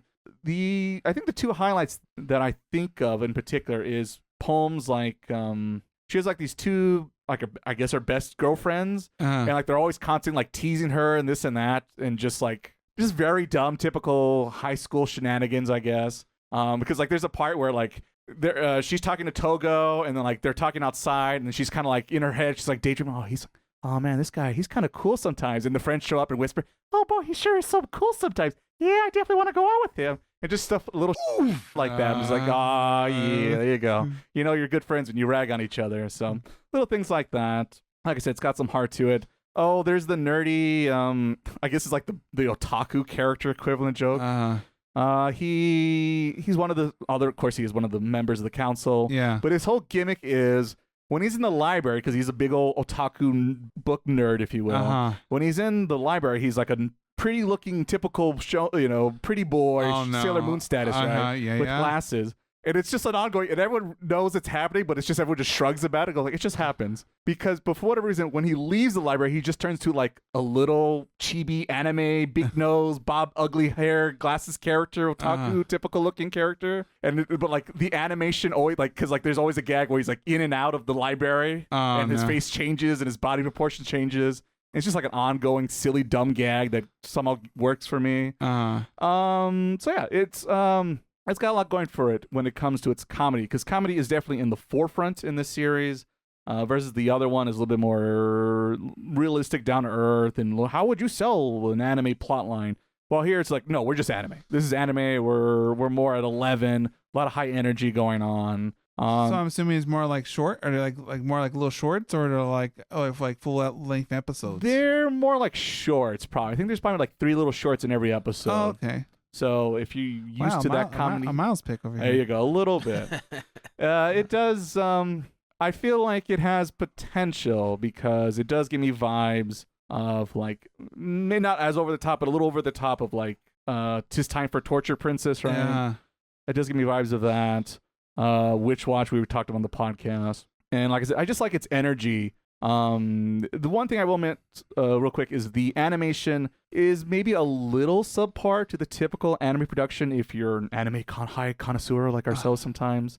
But I think the animators do a very good job of trying to kind of hide spots where they don't really have to animate a lot. Yeah. And then know like, oh, the punchline's here, so let's really sell this joke, and that's when they'll put the extra frames into the show. It makes sense for some show that, because I feel like a lot of things like it's worth it. If we get the punchline right. You know, it's worth those moments rather than this weird transition when they're just talking or just exposition might be happening. Yeah. So they wisely plan out this series. And like I said, I enjoyed the productions from Zero G. So we'll see. This one also might have potential to go the distance this season. So stay tuned to the very end. Find out who will make it in my high school shenanigans spring 2026. Alrighty, gentlemen. This is finally at the final round, at the final countdown. It's time to see who will make it or break it. Break it, yes. I was going to say shake it, but I don't know. Shake him out of here, shake him out the door. I don't know. You'll be bored over here, shake it. That's true. That was a good game. Good animation. Speaking about good animation. That was a good one. Alrighty, Frank. What do you have for us this time? My last one is called Demons of the Shadow Realm. All right. For some reason, it's spelled Daemons. Oh. So that always throws me off. You might have heard about it because I don't know if it's the author or the artist. It's related to Full Metal. Both. And you can tell because the characters look a lot like the characters from Full Metal. Oh, I see. Kind of like Moonrise. Right. There's a lot of characters that look similar. So I checked it out because of that. Look kind of interesting. Actually, the trailer did not look interesting to me. I was just like, okay. Gave me a little bit of Inuyasha vibes. The trailer. All right. I like Inuyasha. It seems to be set in that time period. The main character, I forget his name. I think it's Yuri, or as I like to call him, Al. Al too. Al. It's taller Al, and then he wears blue and he has a bow. So he seems to be a bowman. Basically, it starts off by telling you that these twins are born and they're like the moon and the sun. For some reason, I think it's because of the time they were born that they were granted powers of the moon and the sun. Then they grow up, and you learn that the parents left the village, and so the elders taking care of the twins. For some reason, the daughter is locked up inside always, and nobody gets to meet her for some reason. And they just casually mention it because I guess the main character is friends with some guy who I forget his name, and he mentions like something like, "Whoa, do I get to meet your sister?" They're like, "Nah, yeah, nah." No one meets her. Nah. Yeah, exactly. That's the exact words, and especially not you. Oh hell no! So he's very protective of her, and it's almost like his friends are like, "Does she even exist?" Like they don't believe that she exists. Yeah. Sure, he always talks about her, but nobody's seen her. That's pretty much the beginning, and then suddenly you see a helicopter, and then I'm like, wait a minute, why is there a helicopter here? And then apparently there's a barrier around the town that breaks. So the town is under attack by the military, apparently. Oh. And so now the action gets going. I'm like, ooh, this is when it gives me Full Metal vibes, because I feel like they did the action pretty good. So a bunch of people keep getting killed. I'm like, oh shit, it's kind of gory. Oh wow. This girl who I call Ed because she's wearing the jacket and has blonde hair. And she has like powers. And somehow she's just pointing at people and they all die. No clapping? No clapping. No clapping. And so she's really strong because all she has to do is point and they die. And then she says, I don't kill kids, so the kids survive. Oh.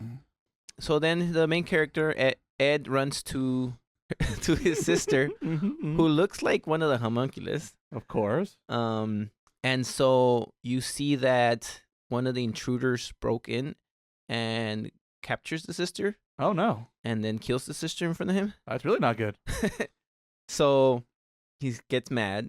She tells him, it's okay because your sister's fake and I'm your real sister. Oh, the other girl. Yeah. Oh, okay. Huh. But he doesn't believe her and he ends up chasing after her. Oh, but she runs away and then he runs away too because it's a big mess. It sounds like it. Military's after you. And then he meets with some guy that he knows, and it turns out that he knows a lot more than he was because he has a gun. he tells him do this and that, and basically he ends up unlocking his powers, which is the control of the left and the right, which I think are the sun gods.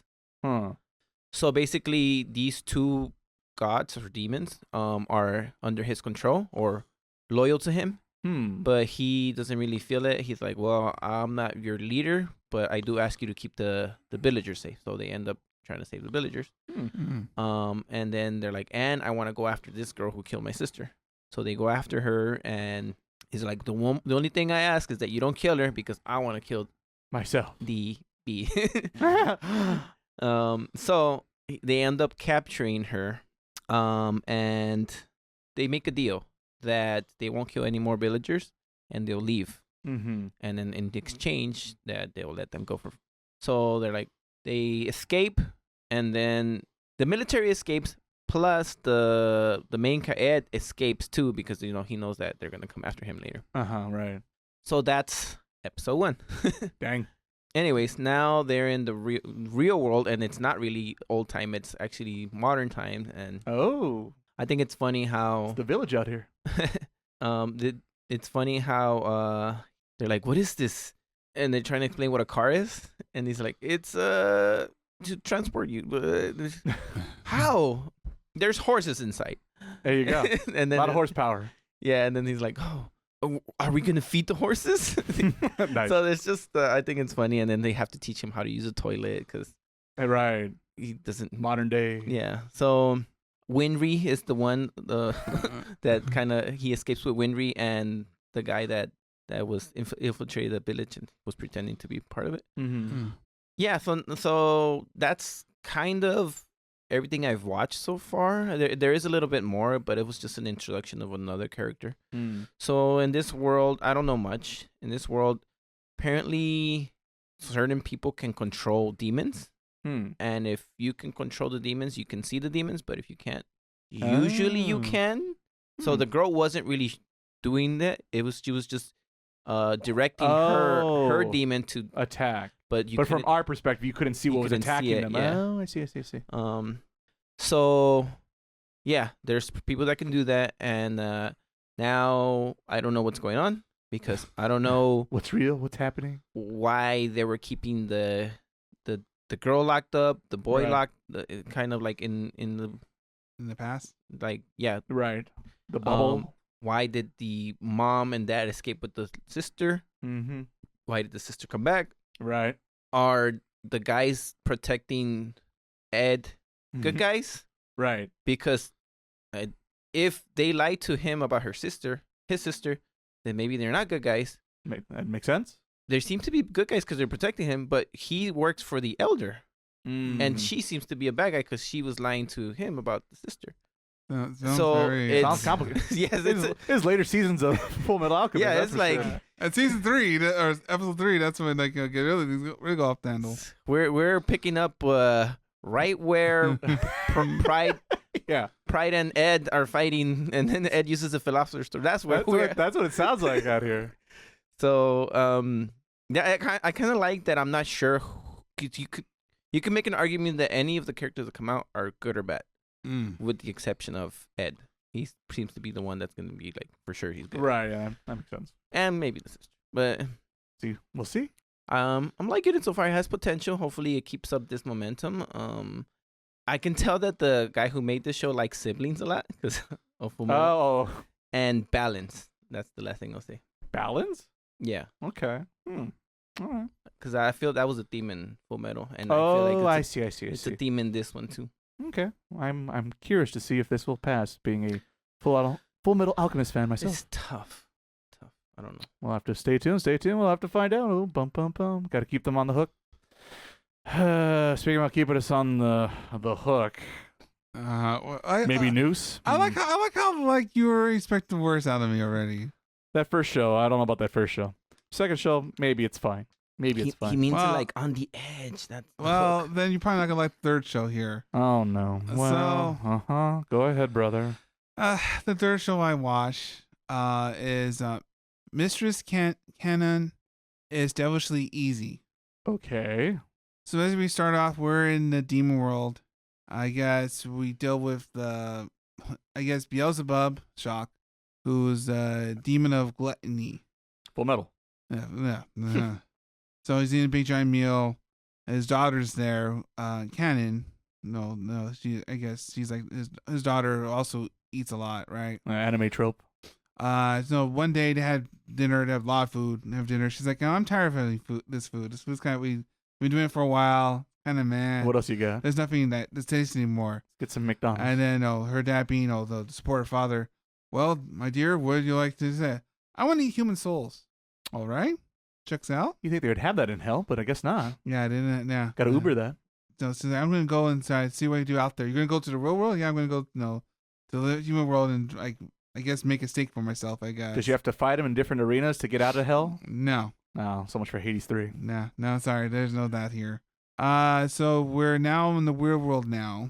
I guess she somehow she infiltrated. That's the best way to put it. Hopefully not a middle school. She infiltrated high school. Slightly better. As she's like, I guess to be I want to say second year because she's the class president or the student council president. Oh, okay. Oh, second year. Yeah, second year. So she's pretty much she infiltrated school to make like she calls it a livestock of souls. Right. So she's gonna tend all these souls, see which ones are tasty or whatnot, and try. Well, she won a university at least. Yeah, and try to eat, I guess, the freshest ones, whatever. The freshest souls. So she's like trying to find which one's ready to eat because I guess she could. She's a vision to do that. I guess whatever demon. Or I guess she's a succubus demon. But I should have said that earlier. I was assuming with the situation we find ourselves in. And so of course there's the willing dope. I mean, I guess he's basically our protagonist. Who he's a goofer or a gopher. He's a kohai, I guess. And he has like a very, I guess, tasty soul. Because all the ones are blue, but his is green. So I guess it must mean they're more mature. He's the tastiest. Whatever the heck that means. Plot. And so using her succubus powers. By the way, she's huge. There's like 90, like she needs a lot of support. Yeah. Lots of support. Her report back. Some people would say she has a personality. Big personality. So she uses her charms. All of them to get him to the customer, I guess, and try to eat his soul, whatever. But like I said, this guy, oblivious idiot. Of course. I guess he just like, yes, senpai. Yeah, sure, senpai. Yeah, let's go. Let's go to the Dark Alley, senpai. He's like over eager, I guess, kind of way. Like he's like, take his shirt off. He's like, yeah, let's go there now. And wait, he's in on the fact that Yeah. She tells him, I'm going to suck your soul. And he's like, oh, boy. Well, no, she's trying to, like, coerce him over there, not knowing, like, eating his soul, whatever, right? Okay. Like, hey, come over here. Right. Because that's what's up. And he's, well, yeah, okay. Got it. But, she's kind of a glass cannon in a way. Okay. Because I guess, well, she's like a lot of, well, she's very haughty and more like a princess world, like, but if he compliments her or says something like she's pretty or something like that, she melts. I got it. And so, the whole premise, he said that pretty much the same to her, and she folds like a tin blanket. And that's pretty much the premise of the whole show is that she wants to eat a soul. Well, no, he not knowing that he wants to eat her because so he's into her. Yeah. Okay. Most high schoolers probably would be. Yeah. But but he's such, I guess, an idiot, lovable idiot, maybe, or something like that. And Togo. She folds like a white blanket every time he says something silly, or like she brays into things he says. Cause I guess she's expecting to say those things, so she like gets shocked, confused, and kind of instead of him melting, she melts. Yeah. What was that anime, like Yamada's First Time or something? It wasn't a very big anime, but I remember seeing the trailer for it, and I thought it was okay. And it was a similar situation where not a succubus, but just a girl who was like, I want to date a lot of men, quotation marks. Yeah. But has problem dating a single guy. Yeah. So pretty much, like I said, you rinse repeat this. She tries some elaborate plot to get him to to succumb to her, and then so that he eat his soul. Right. He kind of says something off shot. And she doesn't end up being the soul that day. Yeah, and just breaks. But maybe tomorrow, next time, Gadget. Next time, I'll get that soul. And said, there's a maid who's, of course, there's a maid. Also a succubus. But she's very more like chillax and kind of like she's there for fun. She's supposed to help her, but she's more there like, screw it. Like, kind of does her own thing, I guess. Like Kaguya-san? Yeah, well, that's where I get at. So, Kana is the same voice actress of Kaguya.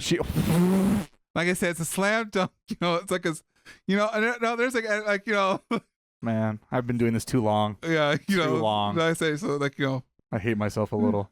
So basically, because of that, that's you get all the same mannerisms, things like that. That's set up in premise. Yeah, just with more horny, and more like we're just sit out loud and we're just gonna Is there a dub for this? There's going to be soon. Oh, they're making it. Okay. But yeah, this is like the most like 2000s plot I've heard in a minute. And the funny part is it works because the etchings is there. Well, it has to be. Half the audience is here just for that, and the other half audience is there for just like the absurd things she sees. Well, that's because like she'll say something like hoity-toity and things like that, and then she feel like, I can't believe you said that. It's the craziest thing. Tables turn on her. Yeah. So and that's what the routine. That's the joke. Yeah. As the funny part is that her host family she sucks herself into because she hypnotizes them. But no, they keep losing. They start losing like the hypnosis They wake up every so often. What am I doing here? Yeah, back to sleep, Dad. You're tired, Dad. Like I said, because they're the maid, and it's funny because she has a little brother, and the little brother's like, oh sure, and then he kind of wakes up and like, oh, there's a maid. He's like, really? Stupid. The little kid that was excited. Oh boy, I got a maid now. Yeah. So I said, that's pretty dumb. Like I said. There's no, other than the jokes here and the etchiness, there's no. If you don't like one of these things, I don't know why you're here. Yeah.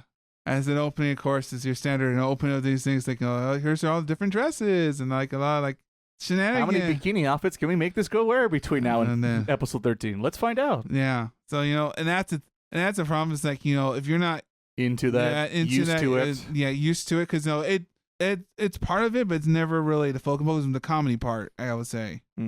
But the etchiness is there. We'll see, brother. We'll see. So you kind of like, like you said, it's a 2000-ish anime, which like the standard tropes are there. So it depends how you deal with it or not, I guess. Makes sense. It's a nice throwback. It does sound like a throwback. So there's that going for it. And so yeah, that's pretty much that show. Alrighty, I guess we'll have to see if a somewhat nostalgic plotline is good enough for 2026. Maybe it's because I'm watching all these high school things. I'm maybe in the mood for something that junk foodie. It's been a minute. Well, that's the thing. Like you said, it's one of those like it's bad. You're like, It'll be fun though. A late night Jack in the Box run still kind of slaps. Yeah, I'll say that. I said the jokes hit pretty well. It's just it's a very old school. No, what you're premise, getting, you know what you're here for. Male audience. I wonder what the demographics are on that one. Alrighty, I guess it comes down to me, gentlemen. My final preview of spring 2026 is a little show over on Netflix called a new one. The Ramparts of Ice. So let me just explain what the story is. Miles already knows the spoiler here, but for those who don't know, once again, we're back in high school. We have a female lead this time. Again, a girl named Koyuki. So already sold me as a Beck fan. If you know, you know. You're already in?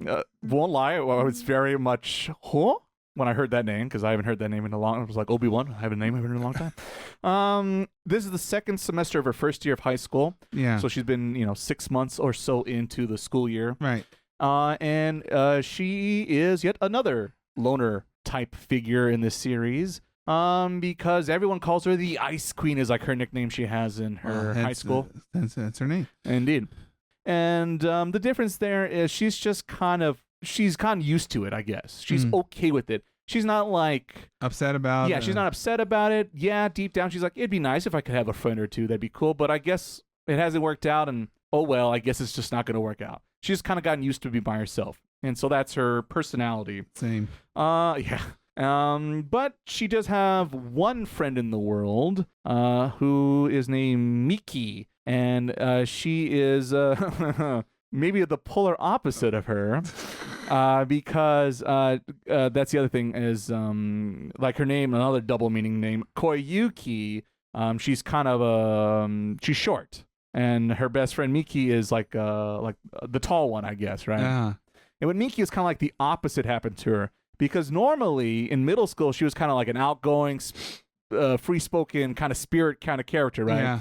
But for whatever reason, I guess because of her looks, the people in her classroom kind of assume like, oh, you must be like an honor student and have like good grades, and you're tall and cool. You're like, the typical, like you're the prince of the class, right? And you have your act together, right? And not trying to fit in, she kind of starts making the second persona of herself of like acting like cool and calm and I got this together, more of a leadership kind of role, right? Yeah. But whenever she hangs out with Koyuki, she goes kind of back to her normal self and is kind of a whiny, clingy person. And Koyuki just laughs and chuckles and humors her as she vents to her. Yeah. And so, like I said, you get to see what's going on in these two mindsets of these two female characters. Then along the way, they bump into circumstances, but to speed things along, they meet the tallest guy. He's like the guy from Slam Dunk, the captain, the center, the gorilla, if you will.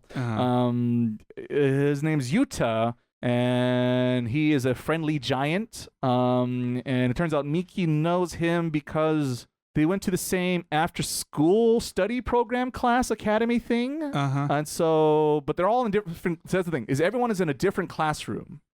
By relationships and friendships from other places, they kind of eventually bump into each other and come together. And then one of the other friends that Miki and Yuta know is another guy named Minato, that's what it is. Minato. He is the poker face character of these friend groups because everyone's pretty honest and upfront. Yeah. But he is like a pretty boy. He's pretty popular. But once you get past like the greetings, how's it going? Did you see the weather? Did you watch the episode yesterday of the famous show? There's not much to him. He's kind of hollow on the inside is maybe the way to describe him. And he has a lot of troubles like maintaining a girlfriend. And as like an ongoing kind of, it's supposed to be more of a joke, but the way he reacts to it, it's not really a joke to him. Because people's like, oh, another girlfriend. Oh, yikes. That's like the 5th one this month. But like his face does not really, mimic that gesture, let's say. Yeah. Pop in circumstances. These 4 people end up hanging out together because of circumstances and kind of start forming a study group of sorts to prepare for their exams happening. And we have a bit of a, law of quantogram, triangle square of sorts, let's say, octogram, polygram of some sort. Yeah. Because some people might be interested in one character and others in other characters. But this show is definitely more of a drama than like a comedy versus the other two shows I've been mentioning this episode of the podcast. It sounds more real, I guess. Yes, very much more real. There is a little bit of humor to break up the tension, but the focus is definitely more about the individuals, the personalities, and just their mindsets, their psychology of each individual and what they're going through. And with Koyuki, like I said, she's pretty much a loner, very socially awkward, has a hard time meeting new people, has a very hard time expressing herself, and you kind of see that thought process. Like there's like one scene where Minato, like I think they meet for the first time, and he's just trying to be friendly and nice and like buy her a drink or suggest a drink to her or something of the sort because she's at the vending machine. And you can see her thought process of like, okay, how should I react? Should I be like, oh, thanks a lot, ha ha ha, or this, or how could you do this? And, you know, do I play it seriously? Do I shrug it off? Yeah. And she doesn't know, like, which is the normal reaction to have, right? And so, like I said, little insights of that happening with her particular character and her past, because she dealt with a lot of, like, bullies, I guess, in middle school. It's a lot of, they haven't really told you exactly what happened, but, you know, there's little flashbacks, little sound bites to imply something really dramatic happened. Well, I feel like somebody will get down the line or something. Yes, there's definitely something that I imagine we're going to work through as the series progresses. And like I said, there's the whole love triangle or whatever shape you want to call that happening. And like I said, Miki doesn't know which version of her she should be because in class she's this person, and in this scenario she's a different person. The other guy, he's like ready to move to Miami and work at the police department. If you get that reference. So yeah, and Yuta seems like a nice, normal lad, but I'm sure he's got some traumatic backstory that in episode 4. Probably the most normal one of them all. I know. So he does seem to be hopefully the grounded, relatively normal guy in this cast of characters introduced. The reason why I picked this show is because it turns out this is from the same creator behind last season's Big Winner, because it's the same person behind You and I Are Polar Opposites. There are similar tones. Like I said, a little bit of the humor is still there with the little chibi faces and reactions. You can see the similarities. The art style is still pretty similar as well. Yeah. But definitely more dramatic and not enough happy-go-lucky, let's say. Probably more muted colors, I'm assuming. A little bit more muted colors in this production, which is also done by Studio Kai, the same studio behind Sentenced to Be a Hero from last season. Oh, the people who are in trouble right now, those people. Yeah, I don't know. They also Mrs. Kanan. I don't think they got a Demon Slayer to pull out of their pocket to bail them out. Even Mistress Kanan is also one of theirs too. Is it really? Mm-hmm. No wonder they're having financial problems. That makes sense. Well, fingers crossed that both these productions get done at this rate. But this show has potential. I do like the realism in the show, the down-to-earth to it. I do like a good drama as well. It's been a while since I've been able to sink my teeth into a proper drama that has good stakes and isn't over-dramatic for the sake of drama's sake. And I definitely can relate to some of these characters and the things they went through during their high school years / my high school years. So very relatable, and we'll see. We'll see. Knowing it's the same mind behind You and I Polar Opposites, really, really like that show. If you haven't checked out that show, check out the last episode of the podcast. Yeah. Check out those review and spoiler talk. It did pretty well. Pretty well. So we'll have to see if Ramparts of Ice can continue with the win streak. I like how same horse, different horse. Different. The muted color with the same horse though. It's a muted horse. We shall see. He already picked his. Not yet. Nothing. Yeah. No one said nothing. No one said nothing yet. Yeah. I just say I know how this podcast goes. I know this usually goes around here. Swoosh. Alrighty, Mr. Okay, Mr. Put down the basketball, Miles, and let's get to the heavy stuff. Yeah, please do. Let's get to what we're all here for. Let's see who is taking home the gold for us this season. But before we get there, we must cast aside our losers at third place. So, Frank, get us started. Who is not good enough and not going to get a full review this time on the podcast? I will keep watching it, but Snowball Earth. I have to. It's just this season, bad season to come in. Just too strong. If Snowball Earth would have shown up maybe the past 3 seasons, I would have probably picked at least in 2 of the 3. Not this season. Not this season. Not this time. This is a strong season for me. I'm happy. I think I'm happy from hearing our little synopsis. I think so far you made the right choice, Frank.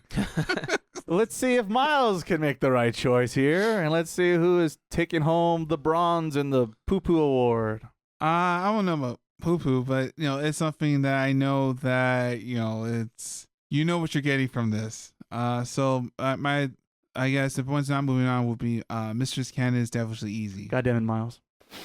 Because boy, oh boy, it's okay. It's something you don't brag about. You watch on the side. If the other choice is that first show, I think I'd rather tell everyone, yeah, that's me, the big Mr. Hentai, that's me. It's Hentai a Go-Go, baby. For me, my least favorite show that I previewed this season, despite I don't think it's a terrible show, potentially. Out of the first 3 episodes, I don't know. Maybe it gets better, maybe it gets worse. Who bloody knows? Remember the Cyborg anime, gentlemen? Remember the Cyborg anime? Don't believe those first 3 episodes. Sometimes they're just a lie. But sadly, the show that will not be getting the pass for me this time is... what is it? I became friends with the second prettiest girl in my class. It's perfectly fine, but it's just so by the numbers at the same time. I feel like I've already seen this show for the most part. And the blonde-haired girl, I just felt like they got lazy to introduce her or to properly insert her into the plot line, the story. So I feel like she just showed up and now it's just part of everyone's I'm here, life. third wheel's here, guys. Look at me. And it's just like, we're having a good time. We're having a great time. Uh-huh. We're hanging out playing video games with the cute blue-haired girl. Keep the blonde. You hold the blonde. I don't need the blonde. Well, thank you. Couldn't be me. Alrighty, gentlemen. Now it's time for our final pick and our true winner, because this is how it is in the podcast, because it's kind of obvious if we wait for the last one to be the last one, because it tells you the winner is. So let's just cut to the chase. Let's get right to it, gentlemen. Let's find out who is our winners of the season, and we get a full review and spoiler talk down the line. Frank, tell us, who's it going to be? They both have traces of Full Metal. Mm-hmm. They both look nice. One literally. But I'm gonna go with the one that seems more mature. So Demons of the Shadow Realm. Woo! There you go. Yay for the same thing again. Full Metal. I like how never mind. Well, good for you, Frank. Great for you, Frank. Great for us, I would argue. Yeah. In all fairness, I've heard other things, but I'm just not a magic guy. It's just not my thing. Well, it's funny just the effect, oh, here she comes. There's other winners. Yet another Full Metal, Full Metal yet again. It's a good thing. It has traces of it, but it's not like, well, at least so far. They shuffle the cards maybe enough of a remix. Yeah.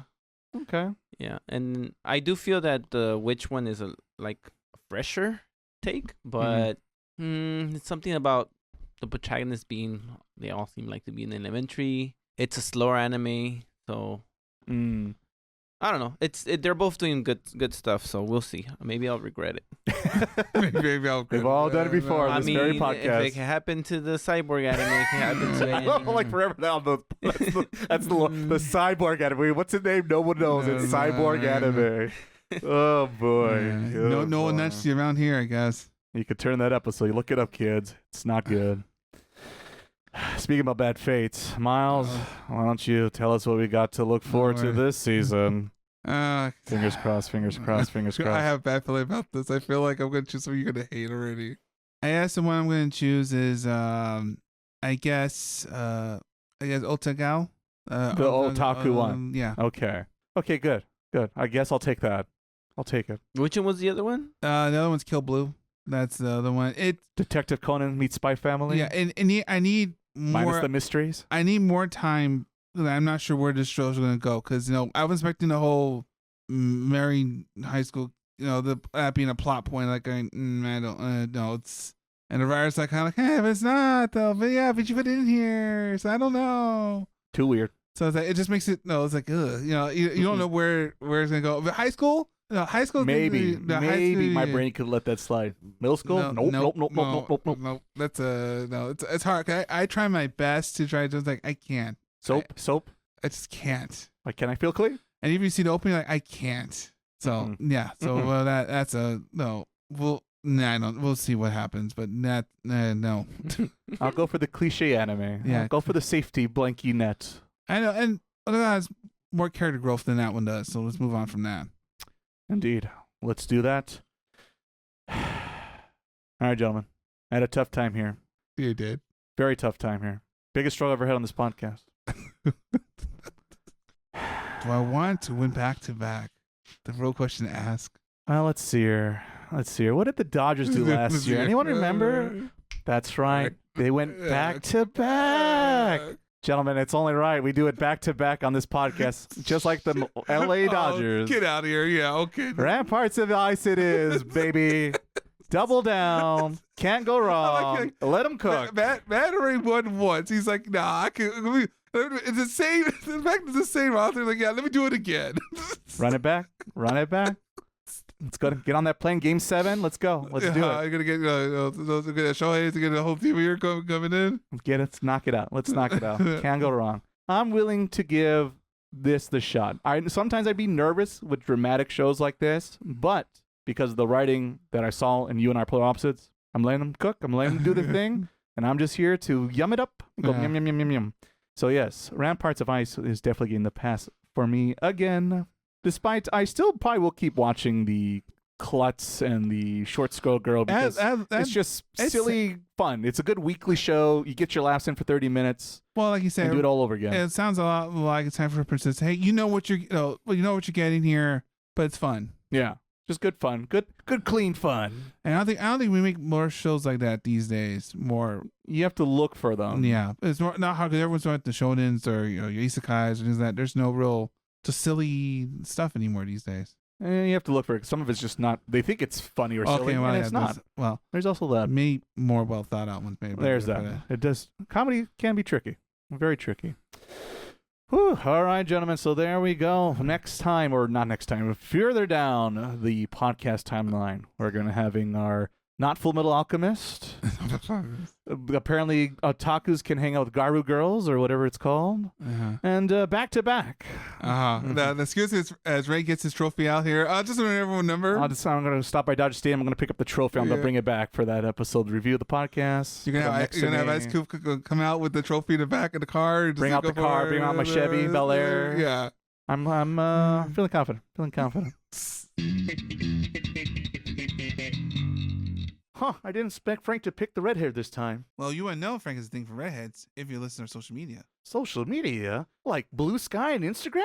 Yeah, even YouTube Shorts. Whoa, again, this podcast is doing like podcast things. Well, whenever it's like, the funny things that we say or hot takes that we have, you can find all of it on social media. And they don't even have to wait 2 weeks? And they say old dogs can't learn new tricks. Woof. We shall see, gentlemen. That is down in till soon to be would be June, July-ish time. Yeah. So mark it on your calendar. Like, subscribe today on the podcast so you don't miss out when that happens. Speaking about future episodes of the podcast, why don't I tease everyone else what is on the calendar right now?